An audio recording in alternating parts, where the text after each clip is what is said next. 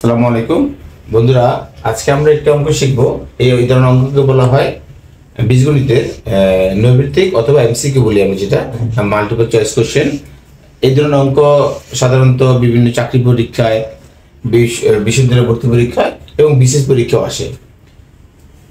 এখানে প্রশ্ন দেওয়া আছে, যদি x plus y 5y equal to 24 এবং এক্স ইকুয়াল টু 3y হয়, তাহলে y এর মান বের করতে হবে। আমাদের কি করতে হবে? y এর মান বের করতে হবে। এখানে চারটা চয়েস দেওয়া আছে তোমার। কতে আছে 7, খতে 3, গতে 8 এবং ঘতে 9 দেওয়া আছে। তাহলে অ্যান্সার তো একটা আছে, এখানে সঠিক অ্যান্সার একটা আছে, সেটা আমাদেরকে খুব সহজেই বের করতে হবে। তাহলে আমরা কিভাবে বের করব? যদি আমরা এভাবে করি, দেওয়া আছে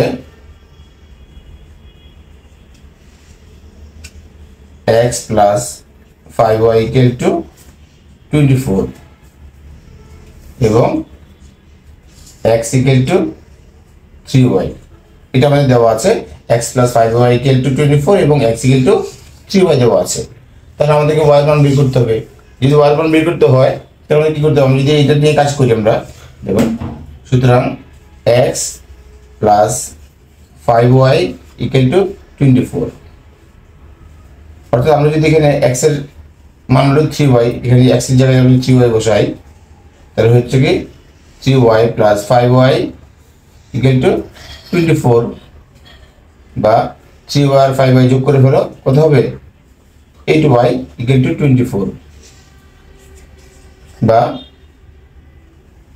y রাখো, দেখো 80 পাশে গেলে গুণ হবে, এখানে গুণ আছে, এখানে কি হবে? ভাগ হবে। নরমালি আমরা জানি যে এক পাশের সংখ্যা যদি আরেক পাশে যায় কি হবে?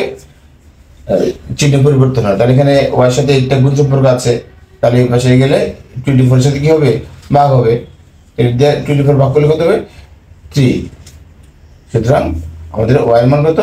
3, ওয়াই ইকুয়াল টু 3। তাহলে অ্যান্সার খ 3। ওকে বন্ধুরা, এভাবে করে তোমরা, আশা করি বুঝতে পেরেছো, এভাবে করে তোমরা